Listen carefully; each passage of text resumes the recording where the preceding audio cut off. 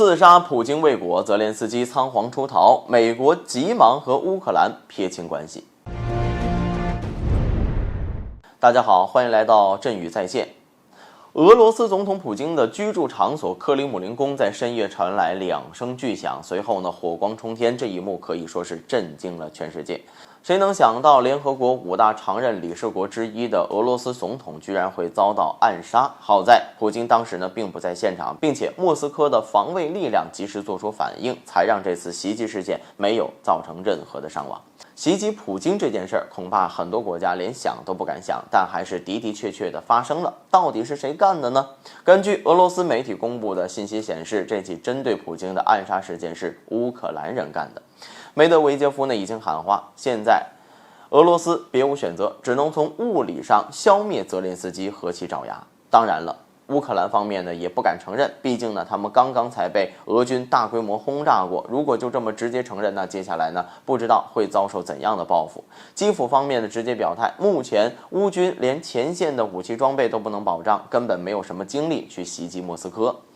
乌克兰虽然不承认，但是很多迹象都表明，他们和这起袭击事件呢根本脱不了干系。在无人机袭击克里姆林宫事情爆发之后，乌克兰邮局随即呢就发布了一款全新的邮票，内容就是克里姆林宫和上空的熊熊大火。这款邮票的公布时间之快，超乎人民的想象。难道这只是巧合吗？或许只有乌克兰高层自己心里清楚。其次呢，就在袭击发生后的几个小时，泽连斯基呢开启了前往北欧的访问行程。为此呢，他还特别发表声明，表示这次访问的时间会比想象中的要长上很多。这也仅仅是巧合吗？有分析人士指出，泽连斯基这次访问呢，很有可能是刺杀普京计划的一个环节。仓皇出逃的目的呢，就是为了远离乌克兰，避免遭到俄罗斯的报复。毕竟，无论刺杀成功与否，他留在乌克兰境内都有可能被俄罗斯给斩首。去其他的国家避避风头呢，才是当下最正确的选择。乌克兰背后最大的支持者美国呢，也在第一时间站出来撇清关系。白宫的新闻秘书表示，美国从来没有鼓励或者允许乌克兰对境外目标实施打击。显然，美国很怕牵扯到这件事情当中。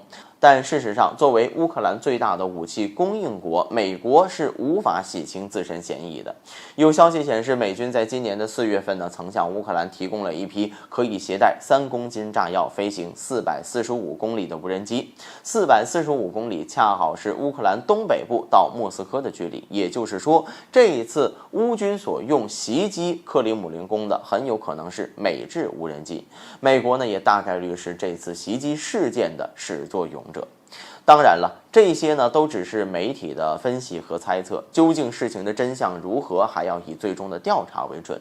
不可否认的是，克里姆林宫被袭击呢已经成为了既定事实，这也就意味着普京的安全已经受到了严重的威胁。接下来，俄罗斯一定要保持高度的警惕，谨防类似的事件再次发生。好了，本期节目就到这里，欢迎大家点赞、分享精彩的评论。